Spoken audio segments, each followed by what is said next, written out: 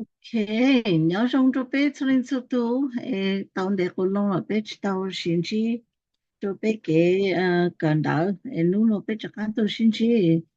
让啥的在杯子的速度，个多着么弄了，OK，这要杯到杯速度了，要个姑啥那弄多就叫弄要个有么到嘞，他就说这包大杯对，他印章凶了，让那个杯都让那个被对我知道呀，那起来对印章凶了啦。So no让那不是让那去女的被就是跟到当一到凶印章凶了啦。So让啥就被出头个多种了咯。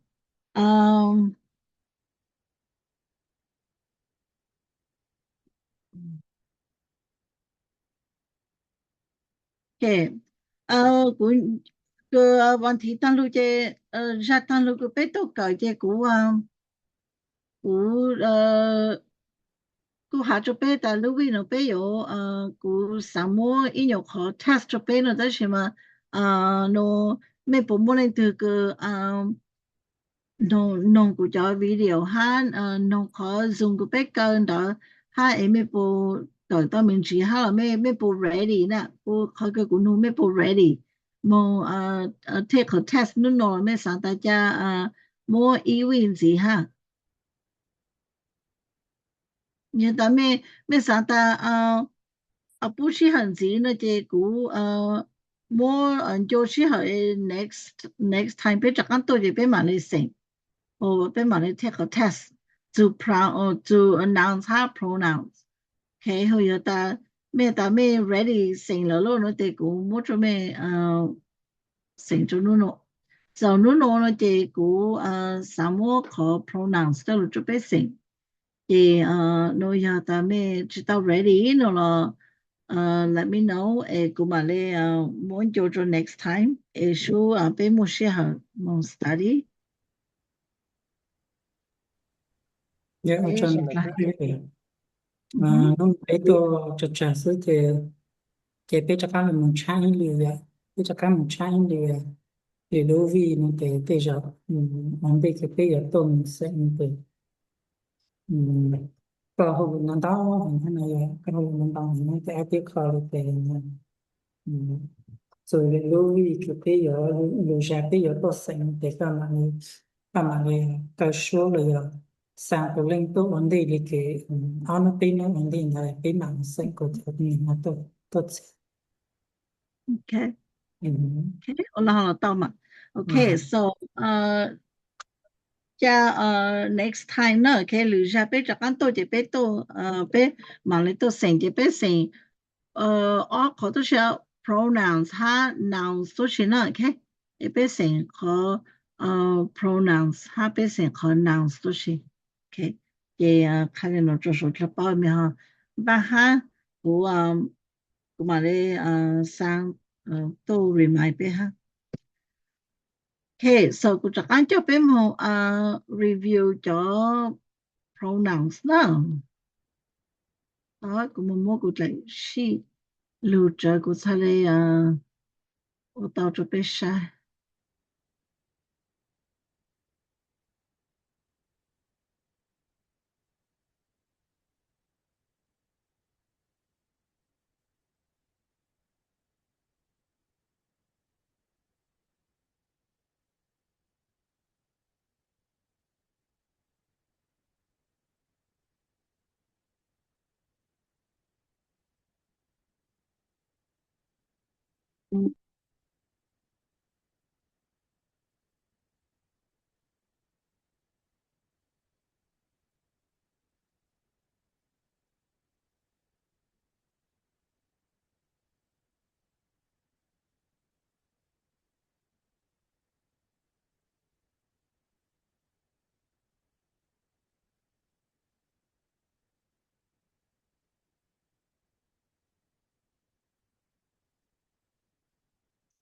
Okay, so ขนมยาเป้ขอ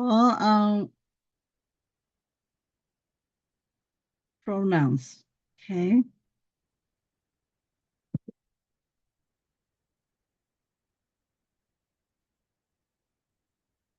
Okay, so backup pronounsคือเป็นโมปิเจอร์ของ pronouns เป็นโมปิเจอร์ของ pronouns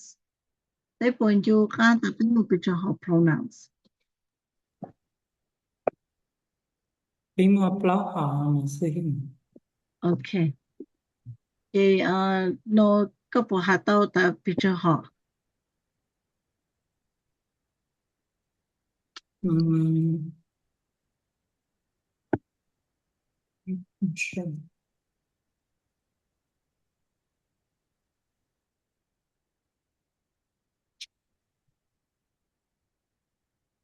Bí mô plot họ thì học ý là thì giờ um, là từ giờ I you he she it we you they thì nó là khác từ bây giờ dự ý ý từ tốt mình liệu dù cụ hát có ha p là giờ cụ là giờ có là giờ người là giờ p có cái ó thì giờ ó truyền pronoun thì giờ me you you me you he um, you it ủa you they thì giờ còn nó thì khác từ cũ là giờ nữ ha hoặc là p là giờ có là giờ bố thì còn là giờ khác từ giờ từ tốt mình là giờ xài từ ý dạng khẩu mình xài từ tại giờ là từ ý dạng khẩu tí dạng khẩu hoặc có y tế là thì giờ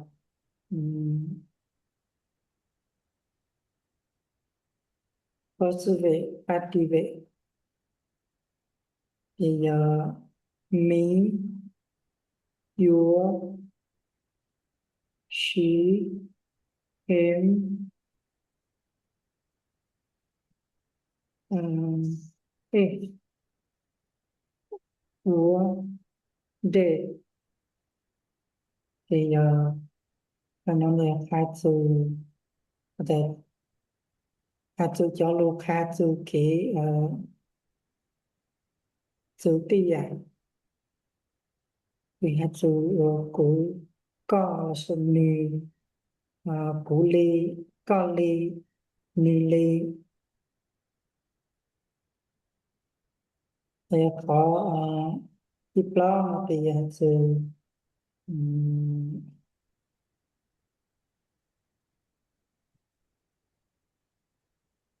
có sự về tố mạng thì my your him her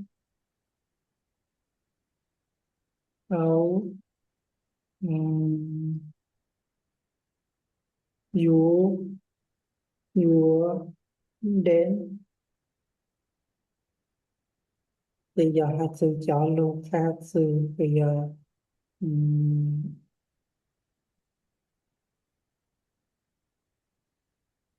hai từ cú ly có ly mì ly là giờ ý là giờ từ ý dạng tí dạng khỏi là giờ tí dạng từ cho cái mô mô như luôn môn bì là giờ từ dạng cái hai chuông này Linh nó xin là sư của chưa chỉ tông cảnh sát rồi. Okay. Yeah, trong cơ mà cái hai tàu ku要查了哈，但是嘛一查进去到要哈，但是嘛就来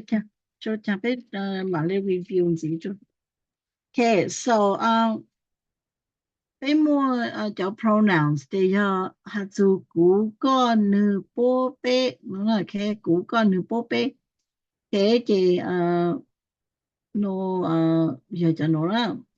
cái đó nó chỉ là singular pronouns nó chỉ một tổ tu sao một cú hát cú ngừng cầu sao nào có sự nữ hát nữ sao chỉ một nữ hát bố là cái chỉ một có hát bê cho nó chỉ tổ tu sao okay thì first person first person là tôi có nó lo tới ta first person nó thì giờ hai you to king đó okay you to king ở sau đây ta I nó là I chỉ là you to king thì second person chỉ là có đó có giờ có okay có giờ the second person okay có giờ to second person đó thì to third person này giờ to third person là chỉ là nữ nữ nó mà nữ một bé họ nữ đó là ý họ chỉ là cô bu ý họ chỉ chỉ nên ý họ chỉ là ý dạng cái chỉ là cô bu cái gì là那个对人口都对都家咯对họ chỉ bé một hồn nửa tao nè chỉ cho nên singular nó chỉ plural nó chỉ có chủ yếu từ这种意图至少才能有辅导，才能辅导，to S 那就好，OK，也 to S 那就别只有汉字嘛了，to S 那么也头to to verb 了，那就 to verb 就你有主抓 to S 就喏，OK，这和 plural 呢，plural 要来讲 plural 这种plural plural pronouns 的一零的要 singular，二零就少了，那得要背后的 plural，OK，这 plural 那这 mostly 这你因为to s 那到刚的 to verb 呢，但是被知道个 verb 这next time 别嘛那个 verb，OK，这背后的we you they 那背的背 me 波 OK thì nói chị sao nói chị plural the pronouns OK plural the pronouns đó chị bé yêu tao hạt ta cái nó yêu hạt ta first person ấy yêu đi từ cú happy nè second person ấy họ yêu lên từ second person chỉ yêu có ha me có OK có ý đồ tôi này mẹ cái trong thua hồ đời ai nó thì ai cũng sợ hồ cái trong thua thì giờ lấy chăng cái trong thua nó chỉ tạm mẹ là nó là mẹ nó thì you tôi ăn có hai you okay cái từ number pay nó thì they who is who are they who are they bây giờ who are they bây giờ linh từ chị bé nó bé ta who are they bây giờ linh từ nó là chị bé sao linh ta they nó chỉ là plural pronouns okay okay tốt đó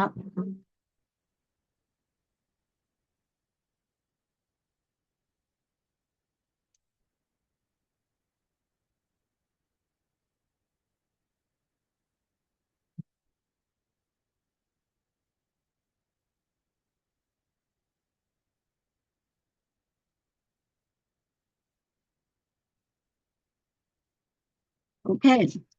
so nhớ cho hữu đạo pronouns nó chỉ do hạt ta thổ tư có nó bỏ ta first person nó chỉ là cũ nè nó cái là cũ nè cũ là sự bên hả nó second person เนาะเจยก็นะก็ละชิเมนะเจ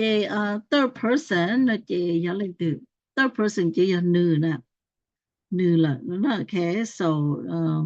ก็เป็นอยู่ต่อจอเลยเนาะ now เขาก็当作中汉呢เจ how many types of pronouns 比较เป็นหมด比较好 pronouns เป็นหมดเปล่า好是什么也没喊了เป็นหมด到好จะ pronouns เนาะเป็นสีจะรู้สึก好ตื่นทะเล appropriate แล้วสิทะเล make sense จะเป็นมันจะต้องในทางนี้เป็น有ทางนี้จังบ่ทันกันซะเป็นเนาะเอ็นต้องบ่โน่นน่ะ有时咧จังทะเล我就帮他啥呢แต่头边จะนูเลยเนาะฮะเจ็บเป็น有到โอเคเนาะเขาคือไป有包เนาะเจไป包的ไปสี做路是好的เนาะแต่ไปทะเล包路摸咗จะ路จะหมดคลอจะ路是好的นะ so subject เนาะเจ如果ไป包的 subject เนาะเจ你摸景啊你摸景它让那个你让那个你摸住了你路住路了 so that's why 它来I Okay, I, you, he, she, it, we, you, they. Okay, จะ能要背后的 subject pronouns. Okay, no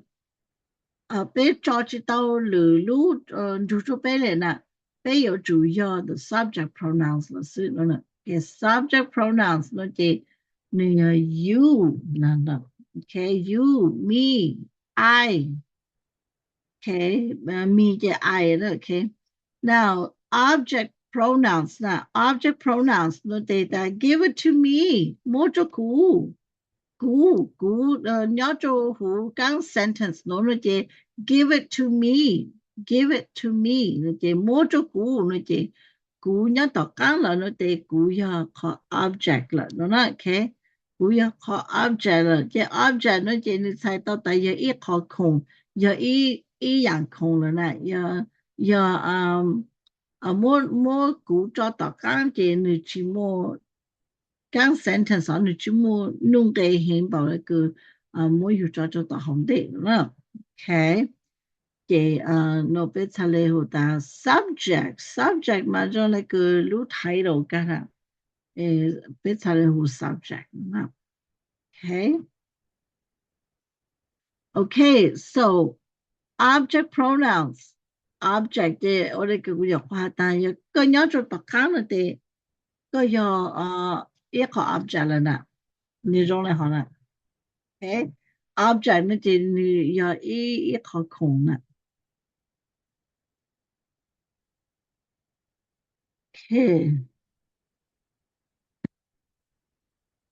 okay 即possessive adjective pronouns possessive adjective pronouns 呢就要咕嚕姐咕可跳鸟咕嚕錯咕在打咕菜烤咕拿咕子那就個 name 咧那個下個如一堆堆咧那個麼準備路是個麼路準備個handle 你要做麼一樣空要到看了那個咕拿咕子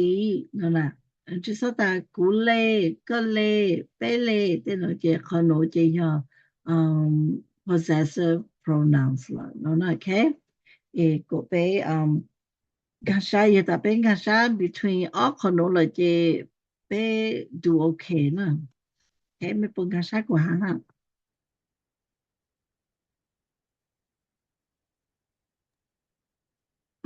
Ya, mana cakap blow up itu itu connection.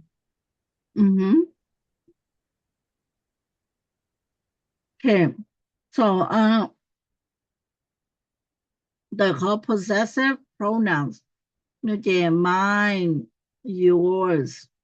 his hers its ours yours theirs nóជាតាគូលូឆនតា mine នោះណា it's mine យ៉ាគូលេនោះណាค่ะแล้วชีយ៉ាគូលូនោះนี่จะได้ it's my shirt it's my shirt อย่า说诺 it's my shirt the no ni ta mine แล้วชีตา it's mine 诺นะ okay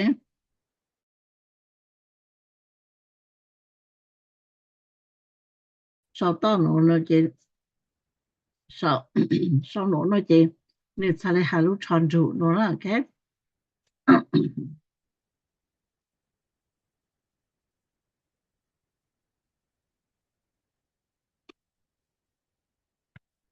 okay okay so 被么做okay so 说了个啥叫 pronouns 了咯没叫个多被啥人家没个啥哦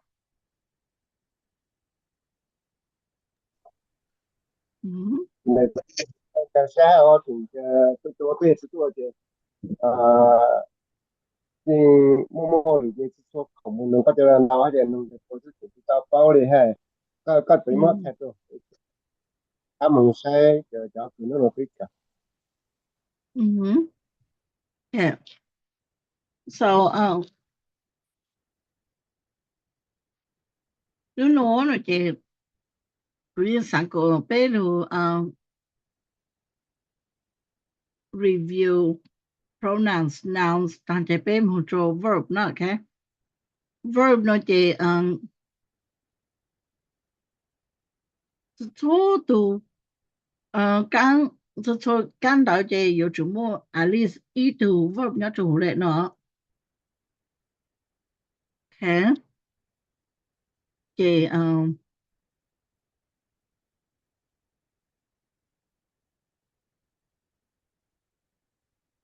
จะเข้ามา主mua一個 nouns lu cho béจะเข้า review 一個 nouns จะ說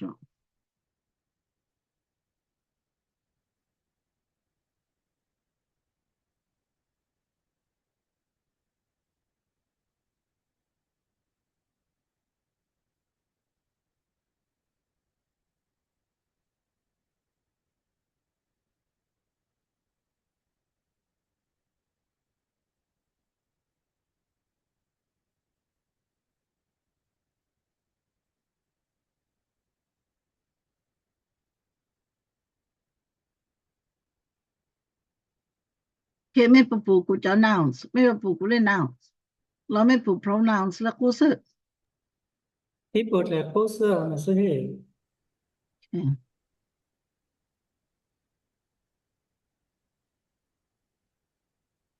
okay แต่หนูอยากใส่ nouns yeah okay so the nouns หนูจะ那个กูหานะใส่ nouns หนูจะ你不能到好了你没那个相可 nouns แล้ว okay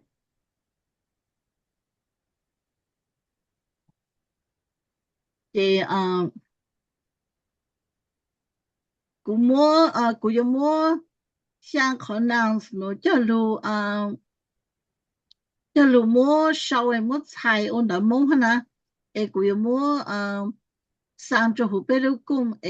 被 study 相该了นะ okay หนู不จะกู有มัว test 就被的หนูจะ nouns name มัว picture type หรือ是 picture 好 nouns แล้วหนูจะไม่有的相了นะ相好 nouns okay 相好啦หนูจะ相好 nouns เนี่ยก็不หาต้องอีอย่างอีหอ nouns 有当期呢这个有到包括的莫相好 nouns 你要อีหอ要来讲อีหอ要来讲是ก็ชิ้นนี้หาตอนชอแล้วสิ có hạt tàu ít luôn bây giờ tàu nữa hạt lấy chăng thì ok cũng mà nên mua sau mua ô em mà nên mua sang chỗ lúc cũng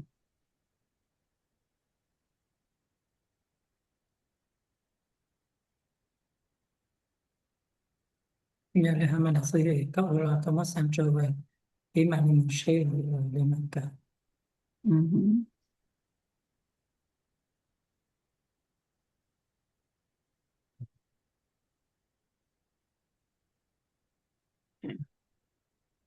Okay, so bên go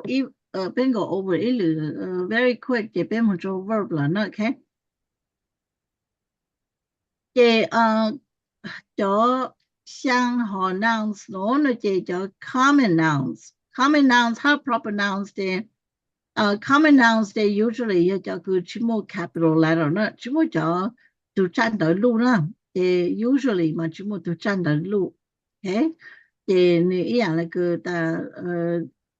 itu dog là chỉ itu tle đó itu tle dog ha ilu school thì nó sao tu lu school là nó đó là mà ở tu lu school tu chỉ muốn bên này nó nè ở tu lu school chỉ muốn bên tu tu tle là chỉ muốn bên tu nó chỉ sao lại hô ta dog and school okay thì mình ai lên nó sự nó thì sao lại chỉ là proper nouns chỉ biết hồ ta common nouns nó they place people place or thing cái chỉ một bé bé họ là people place or things chỉ cho đối với tốt nên là chỉ ít họ chơi là chỉ dạng không á chỉ họ nouns都是嘞nó không proper nouns nó they usually bố trí cho那个有主少都占到路就当地呢。那个United States, 那个 Vietnam, China, Thailand, France, Paris, thế nào nè, chỉ có tao sau tụi tranh đổi luôn á. Họ, tại họ chơi Botanical Garden, Milwaukee Zoo, thế dạng, tại họ chơi nó Disney World, Disneyland, okay? Thế dạng cứ lưu lên nội chế, có tao sau tụi tranh đổi lưu cho tao không đây, chỉ biết sao lại có tao, who cho nó ta do proper nouns. Nó nói cái proper nouns nó te usually you to good more capital letter nhớ chung. Okay. Chỉ hữu cáo nữa chỉ concrete nouns nó chỉ do cho nouns cứ biết có tàu đó biết có tàu biết khâu tàu lụt tổ là biết tê chỉ cho nó chỉ biết hồ ta concrete nouns. Okay. Like lu si apple biết khởi tàu lu tổ lu lo lu lu phai biết chỉ để có tàu tu sổ sông đỡ biết khởi tàu lu tổ này để sông đỡ cho họ cho concrete nouns. Abstract nouns nó chỉ cho nouns cứ biết cho thùng cứ biết có起来nè biết có起来nè biết biết bao hạt tại cho trang trí đó thì biết có起来nè like happiness, cái trong sa, your nouns. Joy, peace, cái you pain, cái trong sa, cái justice, cái no actually justice, you lúc mong hay chăng lúc like trả cái you pain nè, cái actually chưa cái you pain, cái dân gì ta chính chân chính lo theo là sự stress cái nó xa tên nó là bộ lấy hàng nào都是 cho nó biết có起来biết tổ chức được tên á đó là mà cho họ your nouns like ideas ilu chỉ gì na ilu là chỉ gì họ your nouns 都是hát đúng không okay cho cái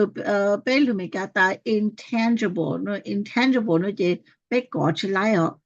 biết có起来nè hồ lulu ta tangible nó chỉ dạng cái bé có tàu nó nói okay okay now ขอ number sheet ต้องพอนะเจ collective nouns collective nouns นะเจย่อจอลูกจอลูก那个伊若报就是伊帮啦这种咯就是那个有好味所以根本比较跑跟羊比较啦也可能不能要难就是一帮了要难一 group 一包了要难 OK 一般啦路了好了要难 OK 就攞這叫 collective nouns OK 比如的 collective nouns 喏啦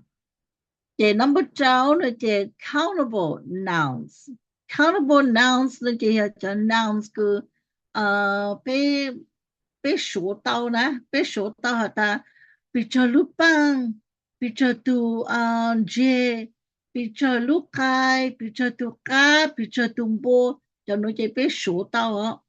比較主樣 OK 我被說到這邊和我的countable nouns okay countable nouns 就ขอเกินโน้จะอยากขอเกินแต่ uncountable nouns อยากจะ被说知道นะ被说知道information data 被โน้被说知道clear water 被说知道能路被说知道能的能是呢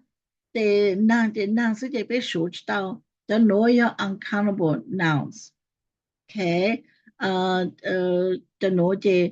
โน้你摸着的但是嘛被说知道แต่比較ขอ data 比較ขอ clear 比較clear 的 clear 是 okay จะ被说知道แต่no clear 要冇你講 clear 要難去會被搞到被搞到 clear 都是嘛你只要一樣個被說到的一路棒二路棒八路棒那你知道了好了 okay so 個被講下來好了 so okay so 不more like more question 但是就可能就喏就你要這個古有麼抓住湖北考 test 了 okay 但是嘛古有麼這路菜名字就個名個啥的你要lunch呢 okay okay 就個父母好我哋就個父母就到路蒙面子就到佢哋呢就個呀古對我下單路但是嘛古家咧冇啦這古家咧全部下我哋這古家咧我知道但是古嘛咧after 被到中咯啦一 plan 落去古嘛咧冇古嘛冇古嘛咧下個古嘛咧下可能當下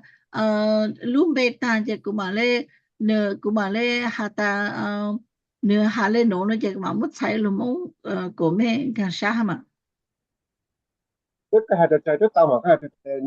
個啦係就有時呢係自己咁係面就是俾包就發得俾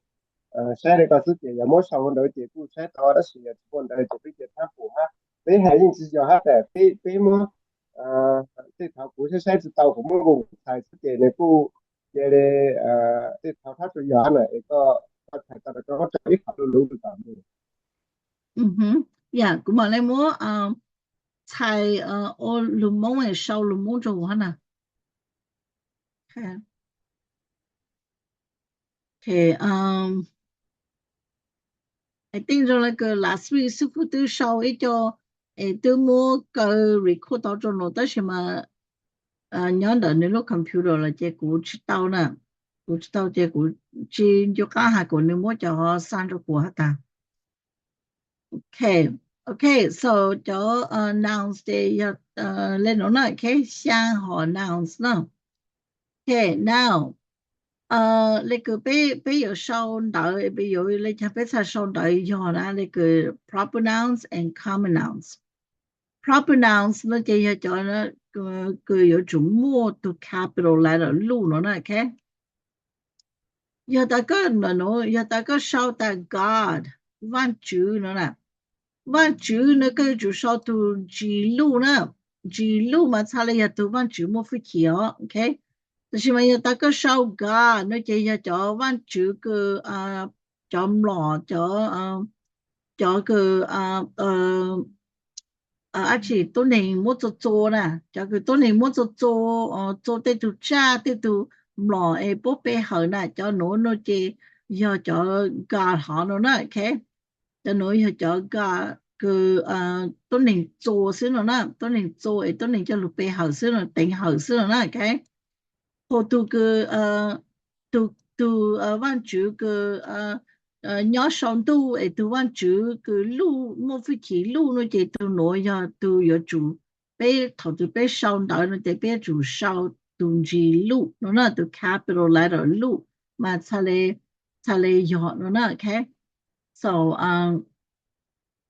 họ nói ya họ cái cú cờ cú thầu cái cú nhỏ cho cú chuyện nó bé tôi chủ tịch chúng ta nói cú cần Sunday school nè cú cần Sunday school ấy cú tu teacher Sunday school teacher nước khác nè người ta tu chỉ lu mà thôi tu cả tu chỉ lu mà有主要tu văn chữ cứ một phi chỉ lu nhớ sống tu á hoặc thôi tu ta có sống đó ta ga nó chỉ giờ cho lọ cho nhiều văn chữ cứ tôn hình做诶tôn hình tính hậu sự nó là cái cho nó tu nó thay là tu Jimmy nó là cái有主烧tu记录nó là因为被烧下的被烧的văn chữ nó này rồi văn chữ nó chỉ giờ từ văn chữ cứ bé sụt là bé sụt là hở từ văn chữ nó là chỉ giờ ta có sao ta văn chữ từ tranh đó名词nó chỉ có thay đổi tại giờ cho văn chữ cứ tôn hình rồi tôn hình tính hở nó là ok vậy có bé sau đó chỉ bé sau của giờ hỏi số bé trả lời từ cứ nhện như trả lời nhện tao tao nữa ok so thầu cái bé hà nouns nó chỉ bé trả lời một họ common nouns and proper nouns tu nó chỉ giờ proper nouns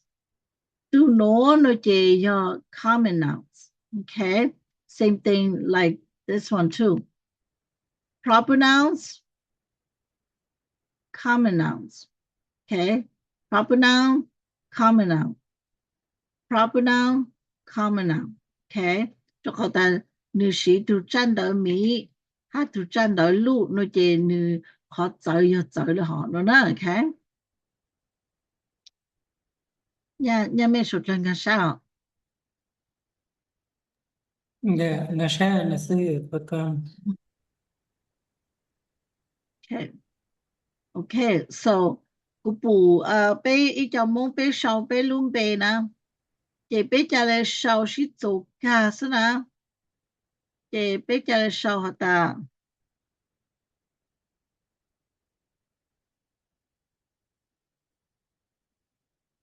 okay米样呢，这边家说米样是做的事呢，这边烧站的米的挪哈呢，但是嘛，好个要这边就烧的挪呢，边就烧的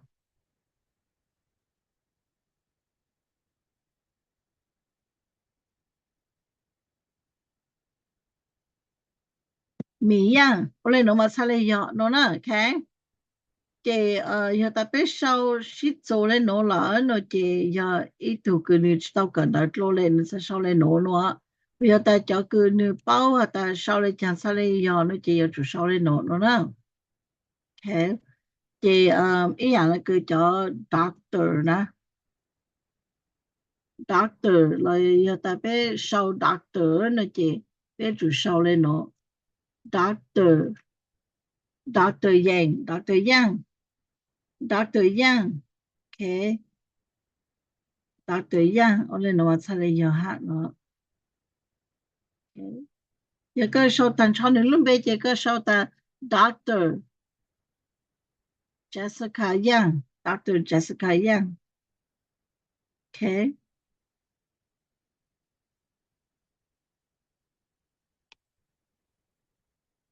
也出来要路态度的大那也有的被说的被说的 Dr.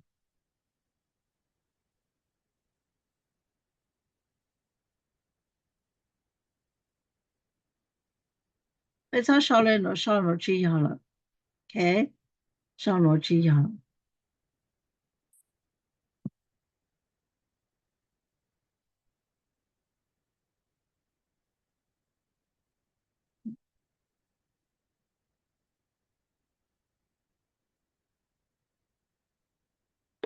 okay and yeah this one 去要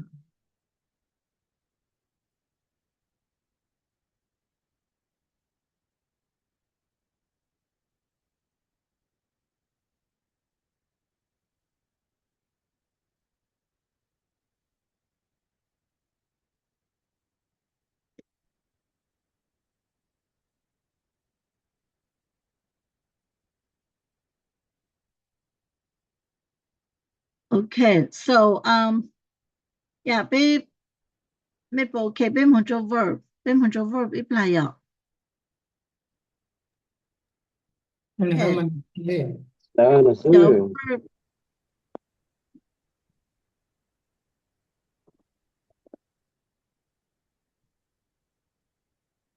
โอเคเดี๋ยว verb เนาะเจผู้ชอบแต่ verb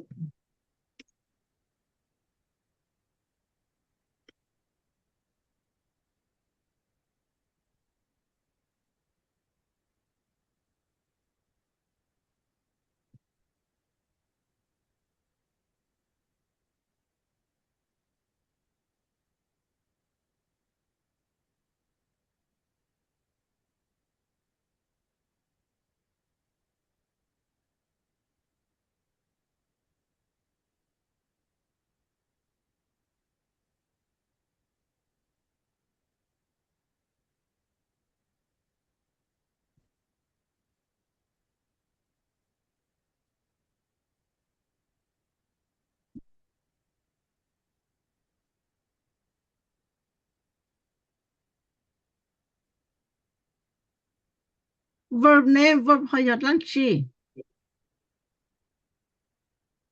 ไม่ปุ่นค่ะใช้ verb พยอดลังชี นะซื้อจะตับปกัดไหลเวอร์ โอ้ไม่ชอบปู่ไม่อ่ะ อืม โอ้โอเคโอเค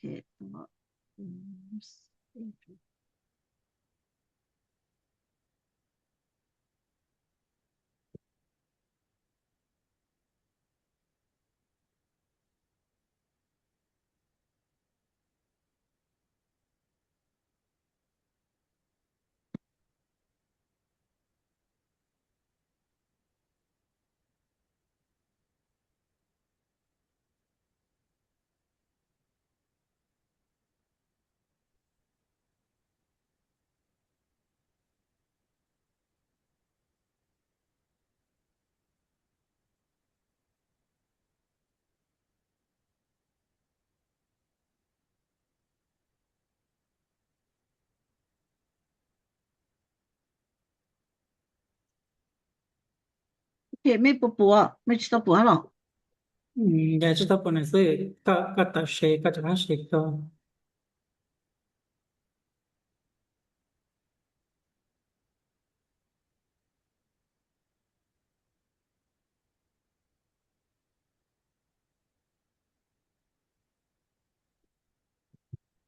อยากปูเลยนะ Okay so verb เนาะเจหนึ่งอย่างอีจอลูกทุจังไปหูตา statement แล้ว一讲 sentence แล้ว一讲 statement เจ有主目读 verb 那就好了呢 OK เจno 被有主包的路是好读被有主是读 verb 读 verb 有主要读中来讲了呢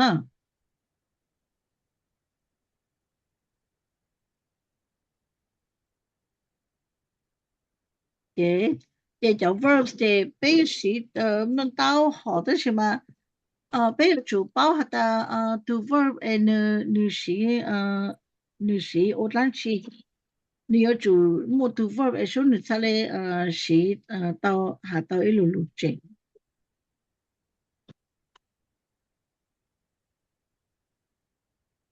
，OK，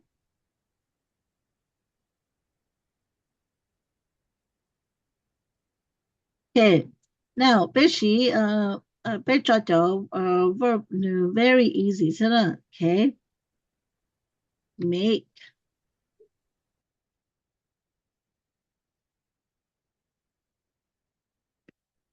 cheers cheer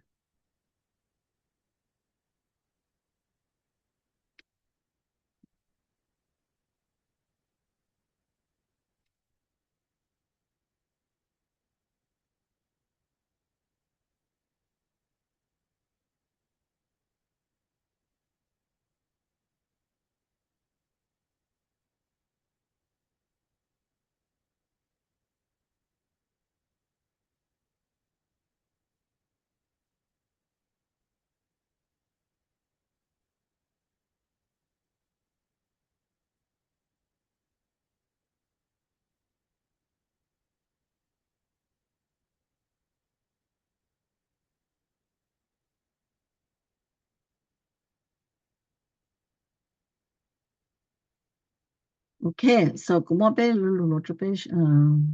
on sai on de na okay.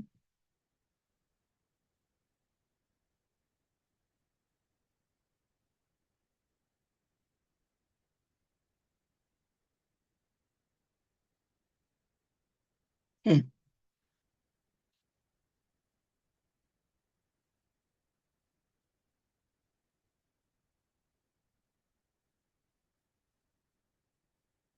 Okay. So to ke pe lu cho na no na nó che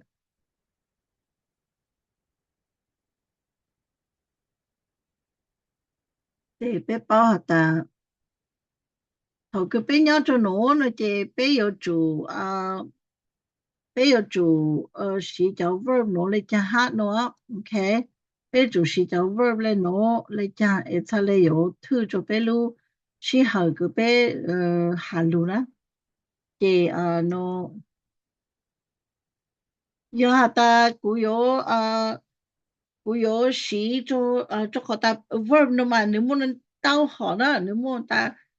past tense, present tense, future tense,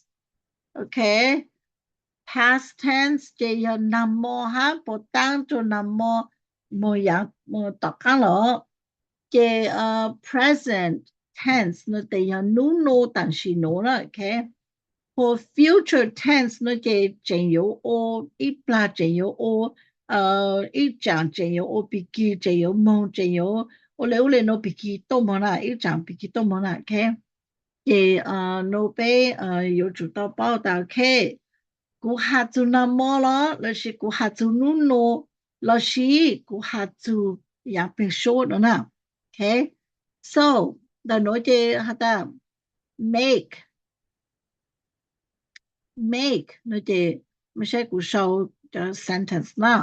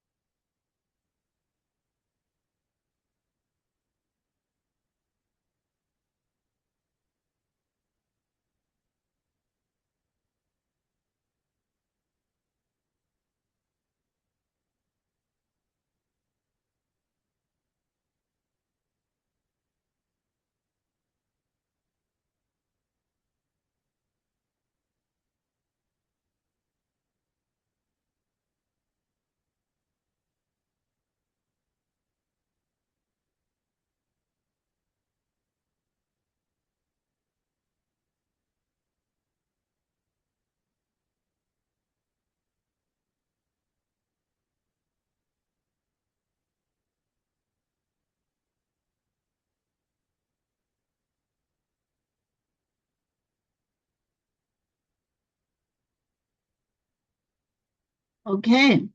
so 被讲我觉得走了你好个你下着你才走呢 OK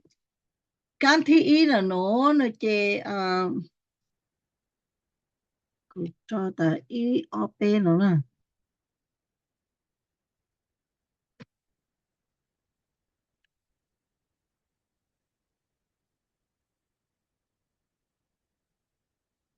OK so 的喏那这给录上 OK OK ไม่ปวก OK so 刚一呢这的 I make a bracelet 刚一呢这才的古我一组手带了呢古我一组手带呀个叫手带就手带个被就叫人的喏啦手带喏啦I make a bracelet 但古单刀那古单刀我呢 OK 但是嘛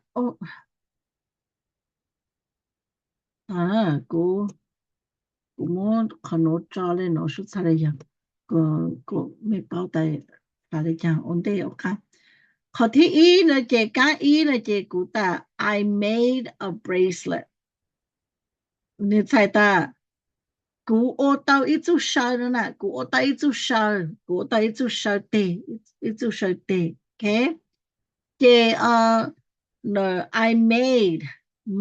the verb นะ the verb นะโนนะ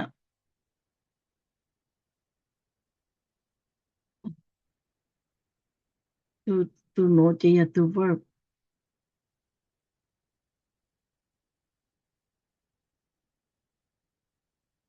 okay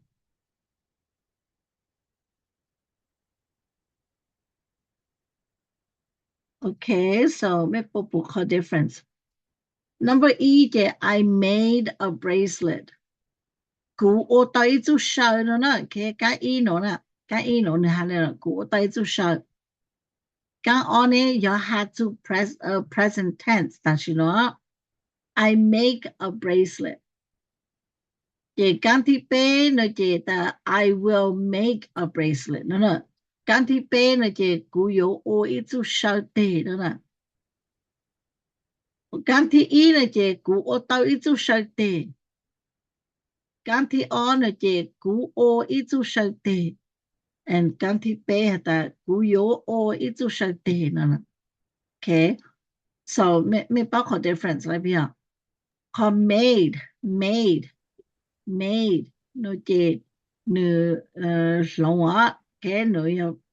past tense นะนำมอแล้วนะสิปตังนำมอแล้วนะเจ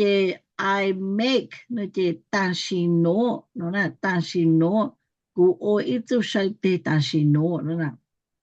the no na je I made a braceletกูโอเตาอีจูชาเตนะ and then I will make a bracelet ใส่ต่อตากูโยโออีจูชาเต okay so new difference แล้วหรอ okay so let's move on okay what happens ยะตากูจอเลยเนาะเนี่ยกูจอหตา okay let's do the no na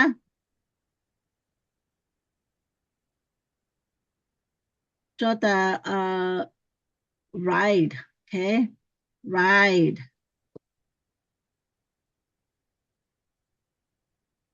oh let's do number 4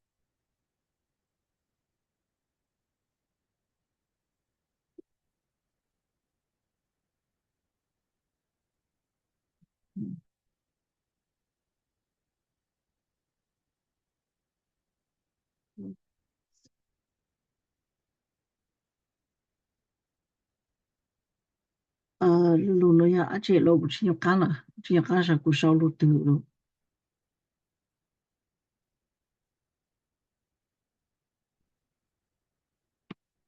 drive 着嘛只要干了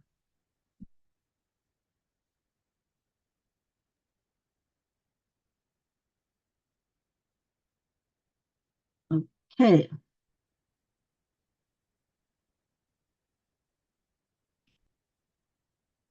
Okay, so number เปล่าเนอะเจกู有烧กู洗噜噜到 road, okay?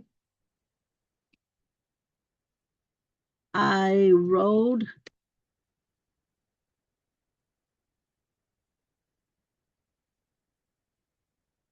with my friend to school.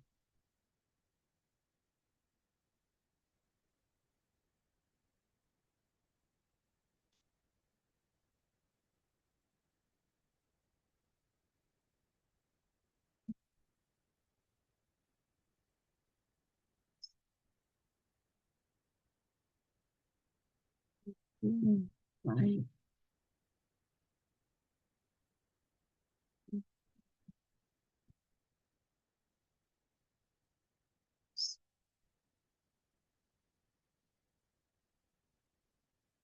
Okay. So กูมอกขนมไปดูเนาะ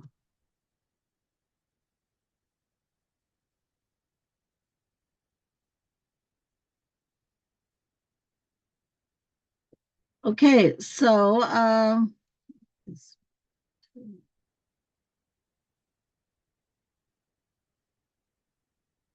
okay, so 背讲了呢，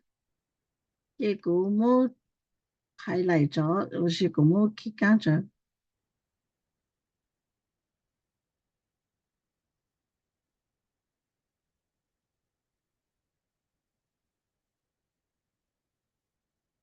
Okay,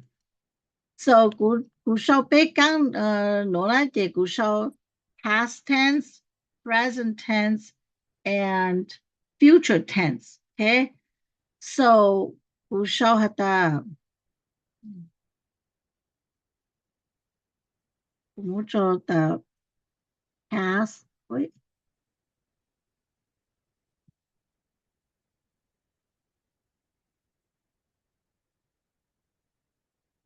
past tense, present tense,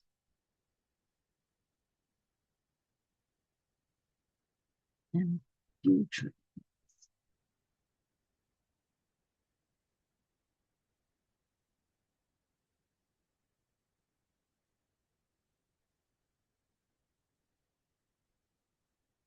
Okay, past tense, present tense, and future tense นะ okay? 这就你这个别个的是喏，这个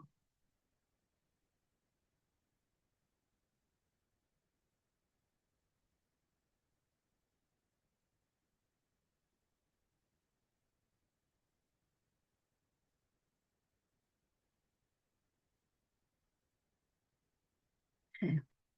All right, so let's do it again.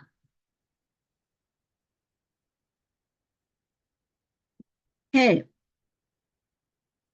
So กู烧呢喏，下来喏呢，กู烧这个กู摸呢，我来喏就个别报的喏别讲 sentences 呢，กู烧了这讲问题呢这讲一呢这 I made a bracelet. 我到一做手的。讲ที่อ้อ呢这 I make a bracelet. กูตั้งต่อนะแล้ว是กูโอ一做手的。讲ที่เป้呢这 I will make a bracelet. กู有โอ一做手的เนาะ okay? So 呢หาเลยเนาะ这讲ที่เปล่า呢这的 I rode with my friend to school. กูใจเช่了是กู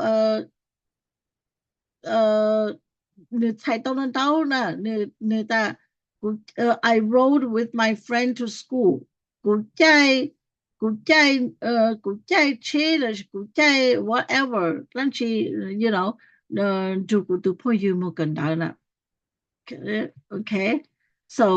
讲ที่一这里哈的 I rode with my friend to school. 讲ที่七这的 I ride with my friend to school. no your present นะ okay present tense. the no your past tense. okay and then 讲ที่เจ้า的 I will ride with my friend to school. กูโยนจูกู都พอยู่ใจเช่หมดกันได้นะ okay กูโยนจูกู都พอยู่在车么跟到那是古都朋友嘛来套古么跟到 OK 古在在车着古都朋友么跟到古有在车着古都朋友么跟到 OK 么到这个的 OK so 你咪家里嘅不少人咯的因跟杀到明显的呢但是嘛被蒙了嘅被蒙就路能到呢被蒙就路啊被头嘅被要到还能到嘛嚟到咪家里一路是啦嘅no that I rode with my friend to school 你嘅应该杀的本住古都朋友在车么跟到咯嗱那是努诺古都朋友在车么跟到那是古都朋友真有古真有古都朋友在车么跟到嘅个边个啥的你哈你是多路是的什么你一牛哈走出来个边包的路时候都被有时路都被在了时有哈在了是到 appropriate 就都能到被OK so 不看啥哦因为没真看啥好直接哈手都好在头个过喊到跳了结果就包在手下面不看啥哈了 OK Okay, now 就比較 pronouns 啦 OK 比較 pronouns 你嘅你冇嚟攞啦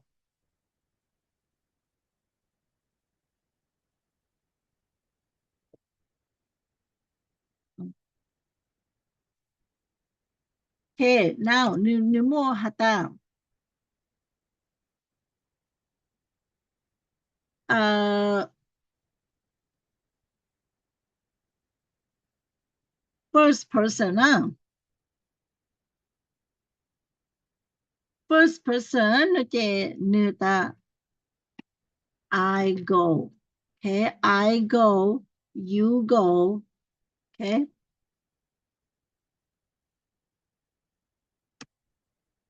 I go you go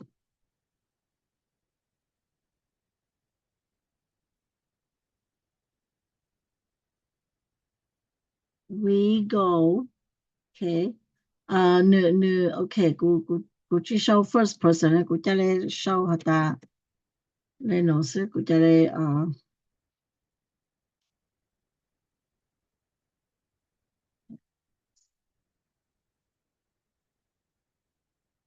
Okay กูจะ嚟ta I go you go he she it goes Okay goes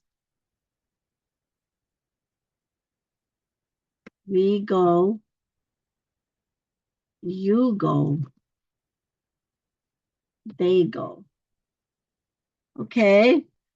要為了講出來she do es 中的 he she it Okay he she it 要為了講出來是goes 出來是no 就 no 就可你要 singular 但是嘛你只要 I 你只要 first person Okay 你要 third person 這邊出來是的 he she it goes Okay to always no I mean 99.9% 這應要 to s 來是 to es nhỏ到剛to verb เลยนะ就講喏啦就背可能啦 Okay 99.9% Okay so 要到這個時個的 he loves me 你如果呢這個就說 he loves me Okay 個就說的個就說很多的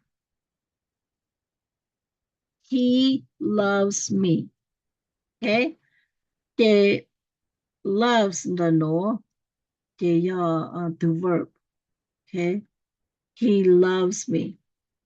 Okay 但是嘛 what happens 这个说的 I love him that's it okay I love him 古路呢 he loves me I love him see ขนน he loves me loves to s es เนี่ยตะกันน่ะ I love him that's it ชิโม s เนี่ยตะกันเลยนะ okay เจอขนนจะเลยนะ okay 不知道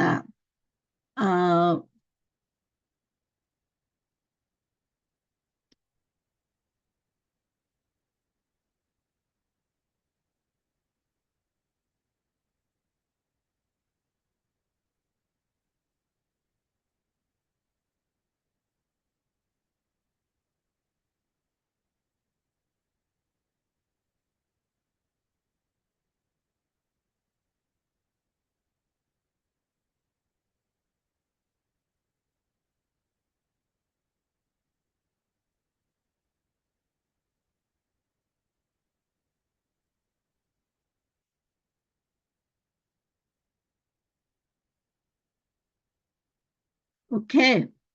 so หนึ่งตัวอย่างก็แล้วหนึ่งเจกูตาม she has okay she has a cute jacket she has a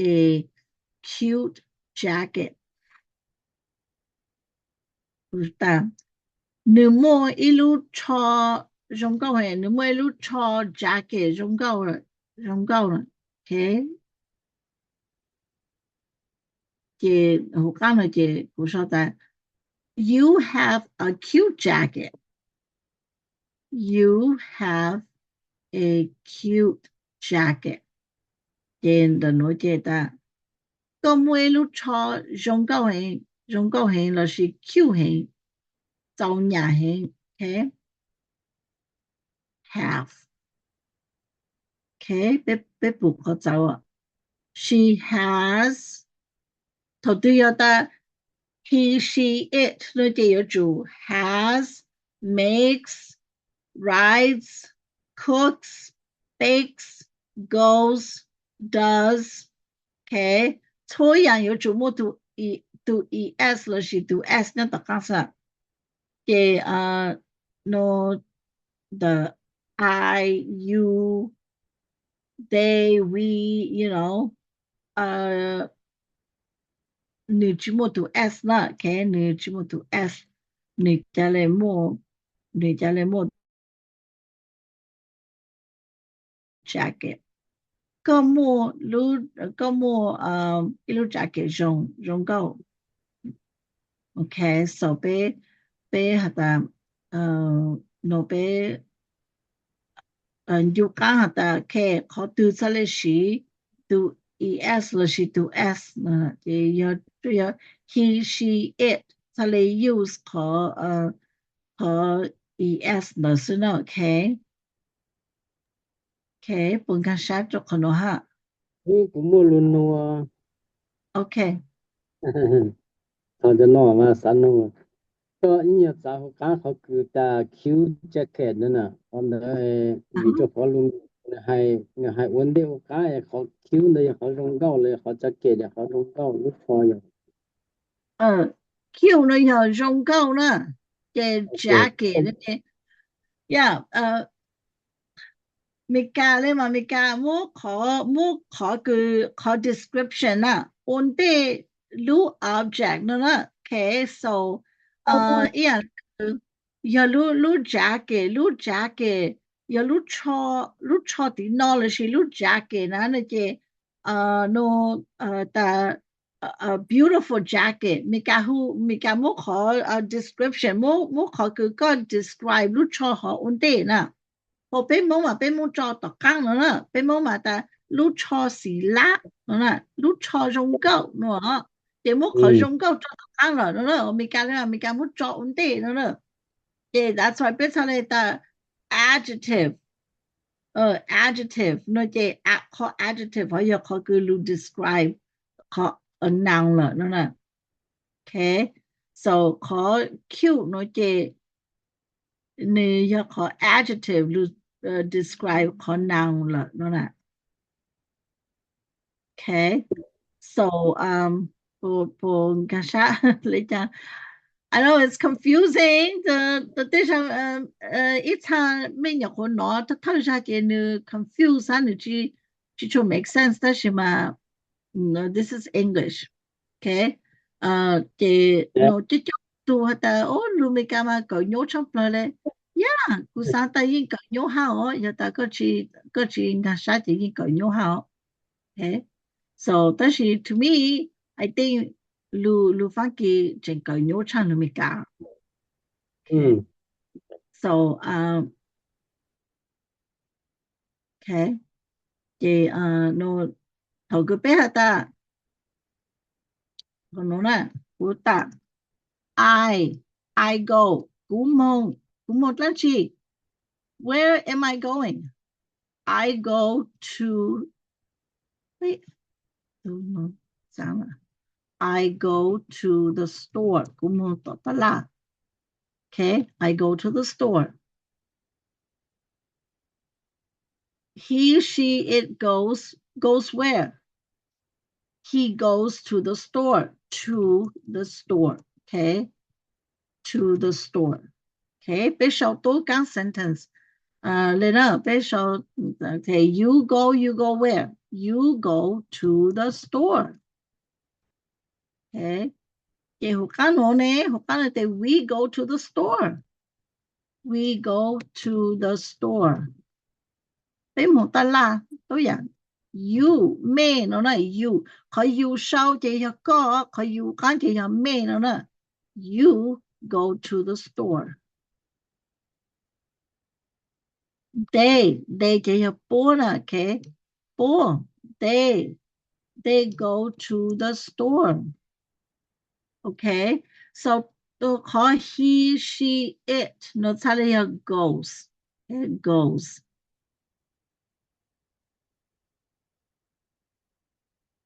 okay เจจะหนูนะเจปูเลยยัง go ตัวสิเลย he she it นะเจ goes ตัวอย่างนะขนม he loves me I love him she has a cute jacket you have a cute jacket okay เจนี่หาตัวอย่างเลยแต่是嘛你早是就考的你读 verb 你要 irregular verb 呢就要叫喏了叫个你龙了 okay regular verb 呢就你去龙了呢 irregular 呢就 irregular verb 呢就你龙就叫个 he she it 你龙就背读喏了 okay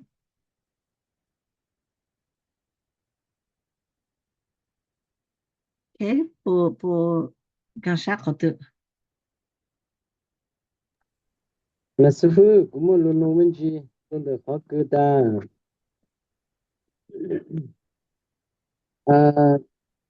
I rode with my friend go to school 那就要幼稚要冇给大家去学了路过了no要载车呢 ride 错是呀载车载摩托 whatever ก็ชิมันก็เตอร์น่ะ OK 这放的好he 那是 she it 这个错go the store 那这才到底去学和错了那也我错这才的有冇给到那么样คนโนเจ I go to the store กุมมต่อตลาดเจคนโนเจกุมมซึนี่ที่หาตากุมมก็เตอร์ละมเชละมละชิเลกุมมรู้สินะโอเค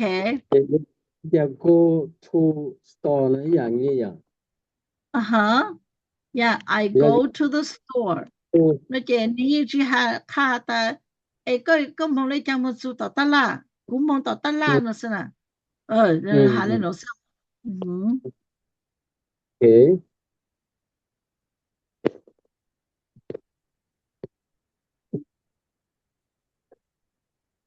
Okay, pong kasha community oh. Thế có tu chính kasha je mẹ stop của tao đó mẹ nu question tao á.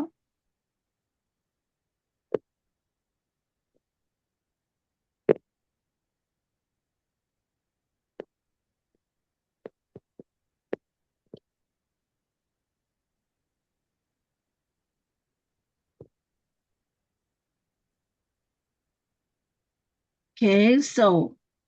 lulu na no na nu hata.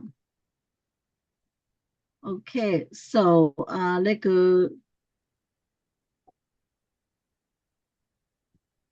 no na okay. Lulu no na no nó chỉ bao na bao nó na okay. So của mỗi lulu no nó cho lu sau cho nó ta no nè nu hà đi chăng.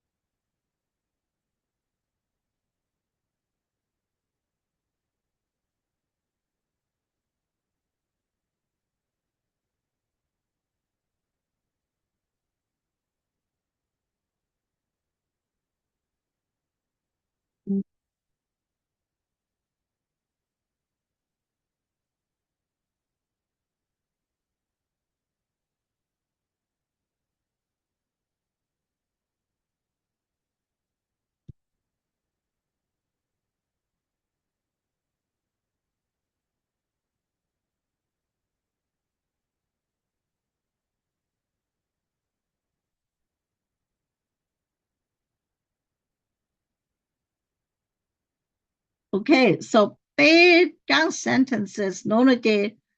I know the answer. Cú bao có answer nào, answer cho lu mô hả cha lu. Yang cứ có nu có cú bao có lu tê nè, cái cú bao có lu tê nè. Cú bao tê cho có question hỏi là nè, okay, so I know the answer. Cú bao có lu tê, cú bao I know the answer. She knows the answer. Okay, she knows the answer. See, may bù tao ta she knows, okay? And then có sau nó nó tê no.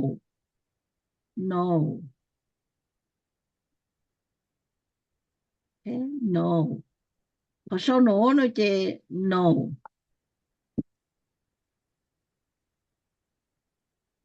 Có khá nó tê no. Knows. She knows. Okay. Tê có nó tê he knew.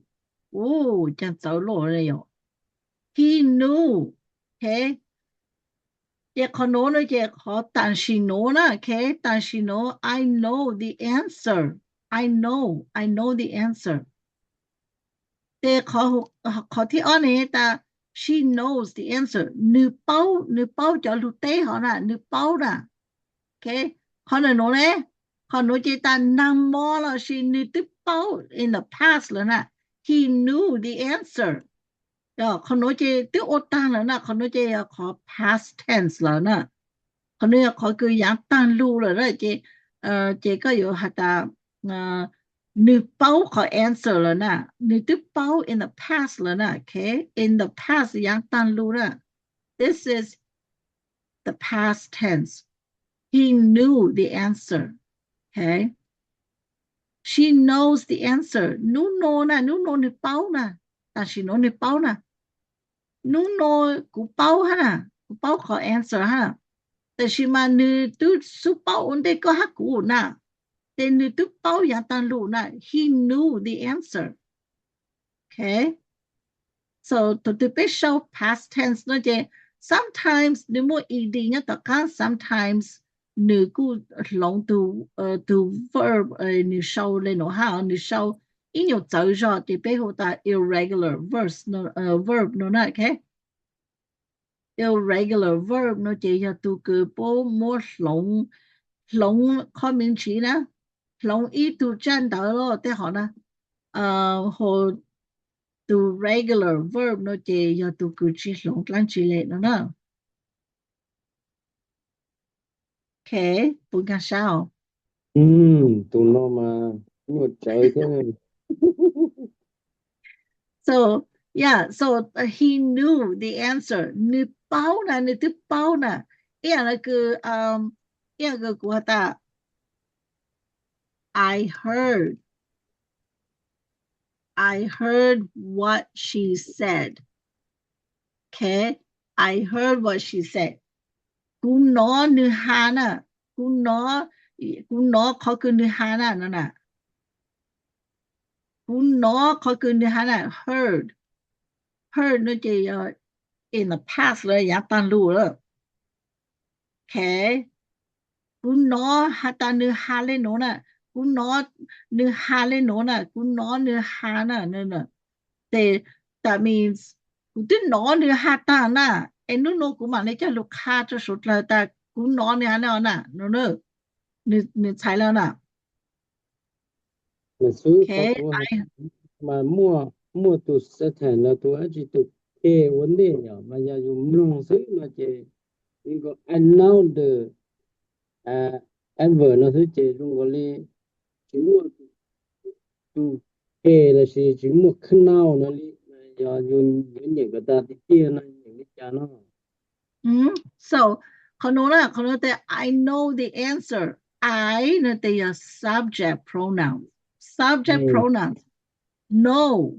is the verb เจพอ the เนอะเจกูเจยคาจเปแต่นี่ยตั้งชื่อนะโอเค predicate นะเจเปเจมองตัว answer เนอะเจย the noun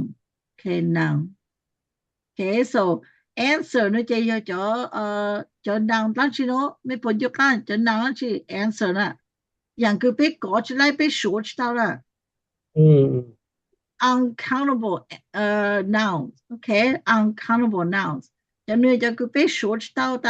一路棒二路棒一路车二路车一路接二路接八路接不呢 it's a you know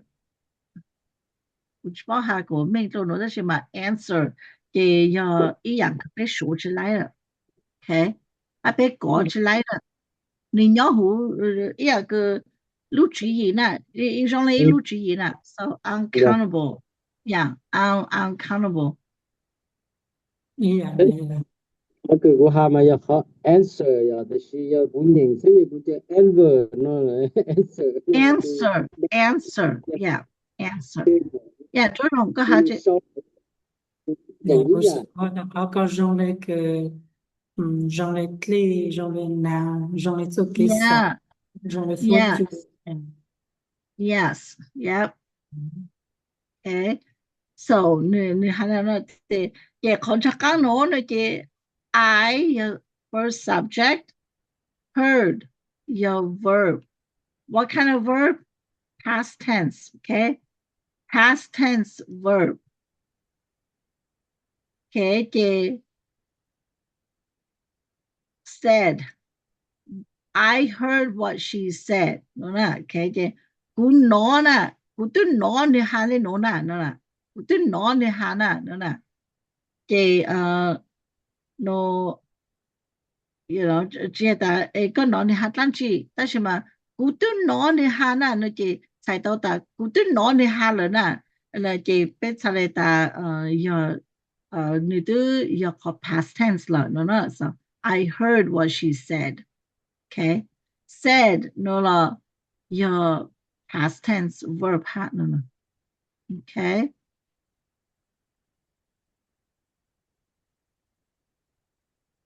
okay 不 okay 看啥时候明知吧 thì là sự cũng cái sao đó có cái hà là đó sẽ có cái nhìn nè anh nói là chỉ sao đó thì you kê na những chỉ xí nữa là thì cái sau đó một đôi đó đi cho luôn do k okay do k là nó chỉ ni ya背后的 silent 背后的 silent 你要就胡了到了但是嘛 you just have to be in there 你要主动要就可以才来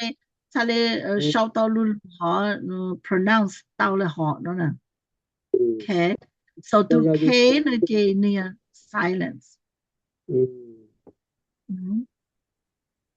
要就切就 K 了那你冇到路就了去了切to K 了呢就你要 now 但是 no 呢你猜到但是 no 呢 okay 但是 no 呢要到全部 to K 呢就要但是 no okay 要么 to K 呢就 no okay 是你找了 no and now okay okay to answer 的 to answer 你冇 to W 这样的 answer 好只要 answer 那要 answer 那 W 那呀你烧了no就你烧了no就你 pronounce answer answer 咁么都no 切到了你要 answer answer 对呀但是嘛读了 no 就才了要考 correct spelling 好过的好过呢 yeah okay 这被好被干子这被煮了okay so 我打领导了这被 stop 什么 okay 对古再一个的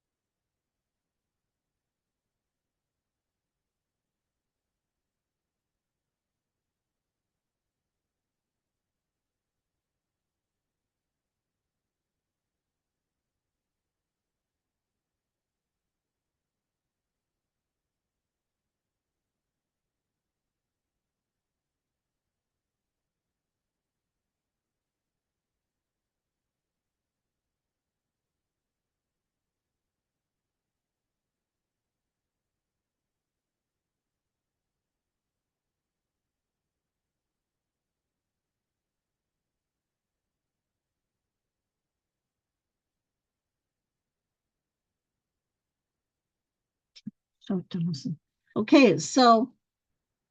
the no 呢就古说的 my house is sold 古路这没都能有了那是古路这没了呢 Okay, my house is sold 这个 no 呢就要 possessive adjective pronoun Okay, possessive adjective pronoun My house is sold. Okay. My and then more house เนี่ยต่อข้างจะ your possessive adjective pronouns. Okay. So เขาเนี่ยโน้นเนี่ยจะ my เนี่ยจะนี่ she as to adjective แล้วนะ Okay. To adjective แล้ว Okay. 就好的 link to 路 J 那 link to 路 J 那得 my 路 describe 路 J 了那 describe 它 link to 路 J 那 my house is sold sold 那就is sold sold 那就要 past tense 它都没了那都没崩了那这 is 那就要 call present tense okay 这 present past tense lu nhau okay no na my house is sold okay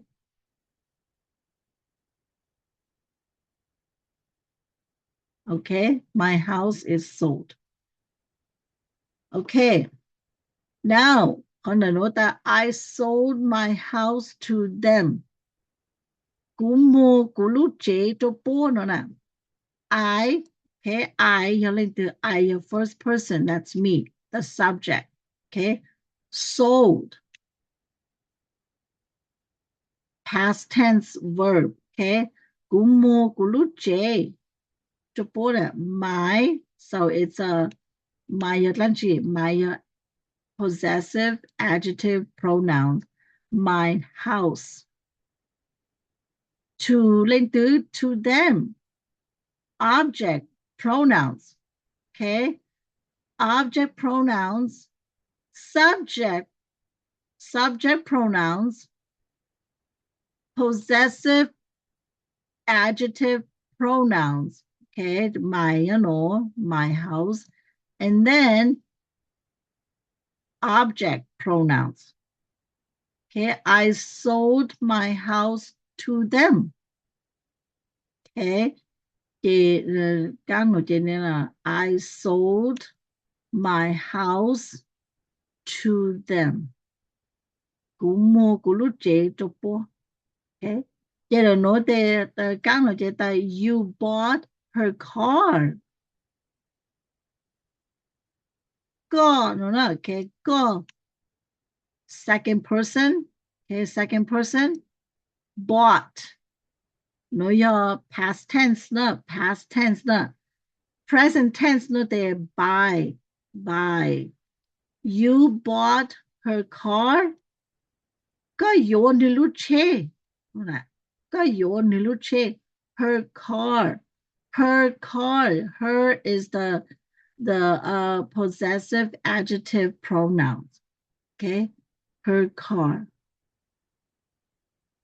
okay you bought her car subject pronouns verb past tense verb possessive adjective pronoun her เดี๋ยวเขากันนะจะ I am so happy for them กูจงชาเห็นโจโปนะ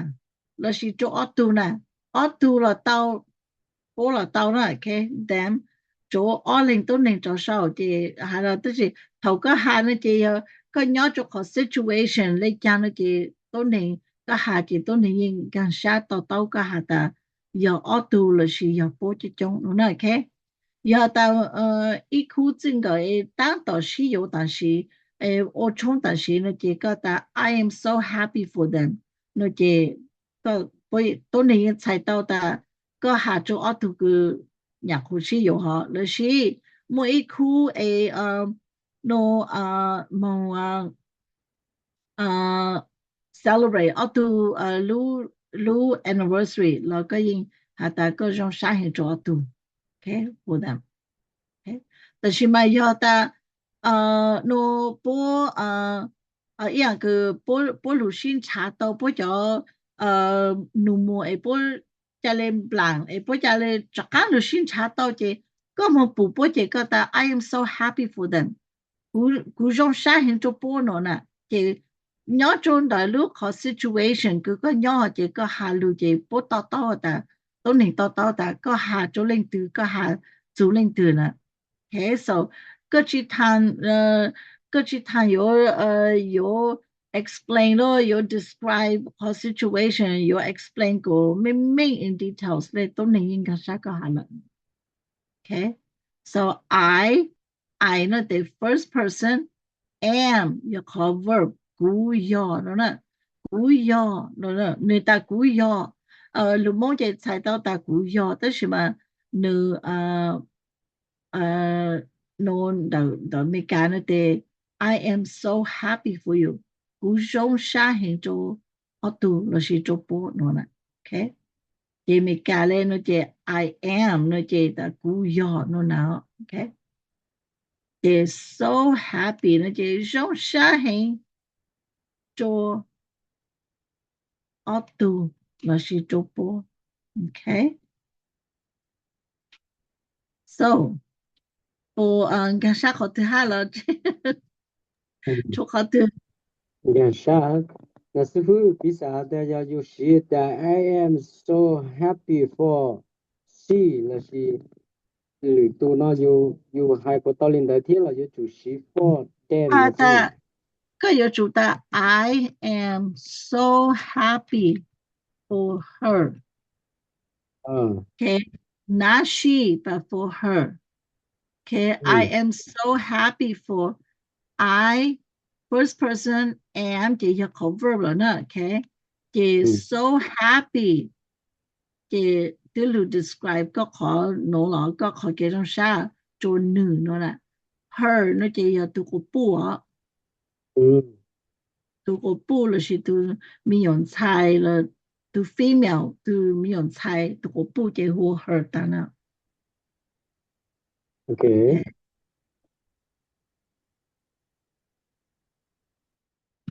了是个的I am so happy for him 那这个好的 I am so happy for him 那这你猜到的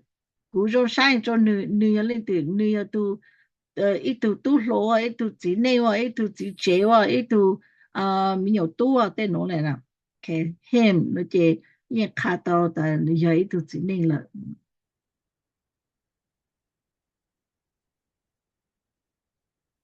okay okay 不莫论论子了要去莫这都是被搞了喏cũng mà lên mua mua ô tôi dùng rồi cũng mà lên mua cái những cái very short video clip em mua sang cho hulu group chat cũng mà lên mua khỏi cứ mua nó bé ô sang cho hulu group chat ha ego chốt là giờ cứ chỉ tô là bố cha lê mong cỡ cho ha yeah so next time cứ bé chắc ăn tô là chị bé mua test cho có pronoun ha có noun okay chị bé yêu continue bé continue pronoun ha nouns ha verb they déjà Louis after họ chị bé mà lên mong cho luyện dạng how to write a sentence okay 呢個故事收到嘅古人有看咩收得個 statement 得個 sentence 但係嘛但是嘛古做收就 very simple 一個邊個寫的冇讀 subject pronouns 冇讀 verb 冇可adjective 冇可you know pronoun 咯得個個嘢樣咯so okay Ya, hamana kiswe ochawa. Tapi ko kana kama le mo cho chakala mo. Ka inyo pa ko papatao le ka mo cho cho ho ka pe. Ka ko ka se sa ne em yin ga sha ya. Ya ka pe shot la ka ta ti le so cho ta sa ni te te jong min de de pe. Te cô yêu nhà sa chỉ tả đấy này yêu này hả mà yeah so 我哋可能一個咩嘛咧一 plan 個冇可能就路我到冇抓住好送啲咩嘛咧阿咪冇抓住好路 group chat 啲咩嘛咧冇practice 就攞咗下個嘛咧冇冇就冇考 verb 攞就路我冇抓住到下嘛咧 try 到我就 nouns 哈so next time 俾到攞啲咩吧咩班喺個埋你 remind 出嚟咯哈，咩班review 咗 pronouns and 咗 nouns and yeah so 到這邊冇佢 test 單這邊埋你望咗continue 咗 verb OK。